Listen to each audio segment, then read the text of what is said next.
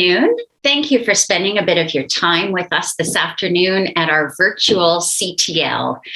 I am Dr. Cosette Lemlin. I am the Assistant Director at the Center for Teaching and Learning. Essentially, at CTL, I support the folks who support instructors at our University of Alberta. I also continue to do some educational development work, and this is a good example of some educational development or teaching, coaching work that I continue to do with our CTL. This afternoon, I'm going to talk to you about instructor presence in graduate online courses. Let me tell you a little bit about how I came to choose this topic this afternoon. CTL has traditionally helped instructors for support with teaching in general, but we recognize that teaching graduate courses can be quite different than teaching undergraduate courses, largely because graduate students are often seeking something different in their university instructors. They're often seeking scholarly role models, guides, or a kind of mentor for this stage of their academic career. So I wanted to offer a session this afternoon that focused on the needs of graduate students. I also wanted to focus on a session this afternoon that focused on teaching graduate students online in response to some of the changes we've seen in the last year and a half during the pandemic. So in preparing this session, I looked at the literature and the most recent literature in particular since the outbreak of the pandemic to explore what has been studied or written about teaching graduate students online, particularly in current times. So I not only relied on scholarly literature and evidence, my colleague Braden Velgardson, our CTL data analyst, we also contacted the Faculty of Graduate Studies and their graduate teaching and learning program through Tiana Davis and Kat Dancer to speak to students, graduate students who are in their graduate teaching and learning program, their level 1 program, to find out if some of the ideas about graduate student teaching and learning needs were matching what we were finding in the academic literature. So in my 10 minutes of fame with you this afternoon, I'm going to talk about the topic of instructor presence in graduate online courses and focus on not only what we found in the literature, what we're finding at CTL through our experiences, but also look at whether these experiences reflected the 79 graduate students that we spoke to through FGSR. So what I'd like you to do is to pop open your chat at the bottom of your screen and put in the word or words from these definitions that resonate with you. When you look at these 3 definitions, what words resonate with you? Real person is what I'm reading. Leadership, facilitation, personality, support. Again, real person. Compassion, humor, connection, support. Thank you to those of you who have added your ideas into the chat.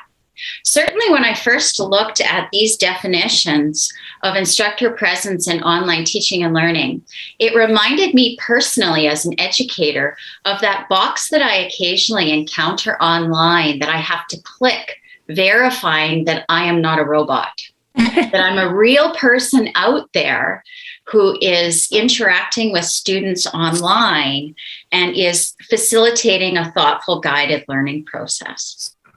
So what we found is that in the literature, it was recommended that a strong instructor presence was accessing the course at a frequency of not less than 3 times a week. So 3 times a week was considered strong instructor presence in a graduate online course. This often, interestingly enough, did not include the weekends. Students didn't seem to expect that instructors needed to go into the course on the weekend. When we asked our graduate students at FGSR in the GTL Level 1 program, we also found that the students echoed that same sentiment, that their expectation of the graduate students here at the U of A was also that their instructors would go into the course or access the course 3 times a week as a minimum.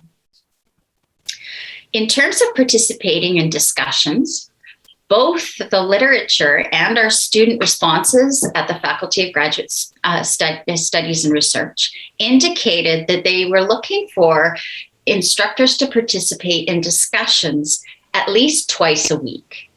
So going into the course and participating in discussions by making comments, by giving feedback, by giving encouragement to students no less than twice per week. Again, the information in the literature echoed our students' requests or expectations in the GTL Level 1 program here on campus. Responding to email inquiries from graduate students was typically expected both in the literature and again here at the University of Alberta with our graduate students in our survey within 48 hours. Now, of course, 24 hours is better, but 48 hours was seen in both the literature and in our survey as the acceptable time for good instructor presence within an online course. So if you're answering your students' requests within 48 hours, you are meeting expectations within the literature and the students that we spoke to. Poor responsiveness was considered one of the most common complaints among graduate students, both in the literature and with students here on campus. So students are looking for that feedback and direction as it relates to their assignments specifically, which leads us to what we found out about minor and major assignments. In terms of the minor assignments, those 3 to 5 page papers, the literature expected that instructor presence, good instructor presence would be returning those 3 to 5 page papers within 2 weeks. And students here on campus as well, the students we asked in the GTL Level 4 program said within 1 to 2 weeks was great feedback for them in terms of their instructor being present in the course. Major assignments also within 2 weeks. So our students in the GTL Level 4 program also, in the GTL Level 1 of the Graduate Teaching and Learning Program also said 2 weeks. It was very interesting that everything we had in the literature found about expectations for instructor presence lined up with the expectations with the students that we survey here on campus. Other concrete teaching strategies for establishing instructor presence, and which in turn increases student engagement and satisfaction in the course. Other strategies for instructor presence were also commonly listed, and we have worked with a number of instructors on campus and found these strategies to be successful. Included having a video introduction in your course, a 5 to 10 minute video at the very beginning of the course where you shared your impressions as an instructor in terms of what your expectations are for the course and answered questions along the lines of, well, how did you get into this particular aspect of your field? What is your connection as an academic or as a person to the core concepts that are covered in this course? How is, for instance, your research related to this course? Or what do students need to do to be successful in the course? These kinds of questions. Another strategy that works very well is a separate video or a separate live synchronous session that is a course orientation or a tour of the course online. Essentially, the instructor walks the students through the main components of the online course at the beginning of the course. This demonstrates this lay of the land and in terms of where this graduate student goes to get certain information or complete certain tasks within the online course. Informs the student about, well, what is involved in the course and what is the commitment in the course. And also shows that the instructor is quite caring of the student's success in the course. So creating a separate course orientation with the various components of the course can also be a way of establishing your presence and initial connections with the students in your course. Another strategy that has been proven to establish teaching presence in graduate courses in particular is having a weekly announcement. This is a routine, dependable announcement that comes out at the same time, either over email or in e-class, that is the place for announcement, news, reminders, drawing students' attention to certain concepts. For example, the concept this week might be particularly complex because of this, encouragement, or any updates on changes within the course. This kind of clear, timely, encouraging communication and instructions in the form of a weekly announcement to the class at the same time on the same day of the week can help the students in your graduate students in your course feel like the instructor is part of their learning, is looking out for their learning, and often prevents a lot of problems down the line with students emailing and asking the same questions over and over. So graduate learners have typically, we know, multiple competing priorities in their lives.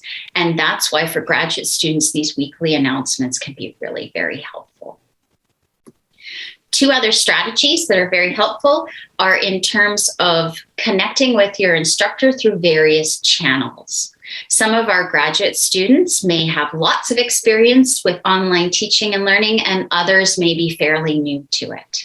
So letting your students know in a graduate course that you may be available for Zoom office hours, but may also be available through email or available for a good old-fashioned phone call can really help some students to set aside that time to get in touch with the instructor at a time and in a way that works for them as really busy graduate students.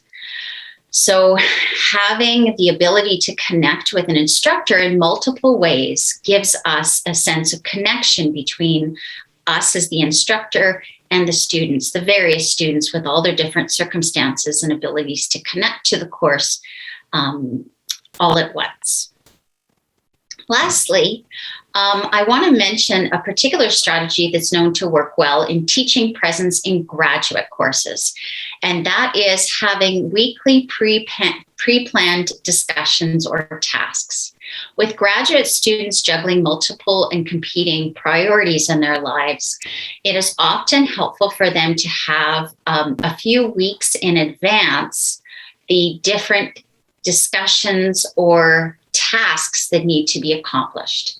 And in doing so, we've learned that graduate students often like to have some choices.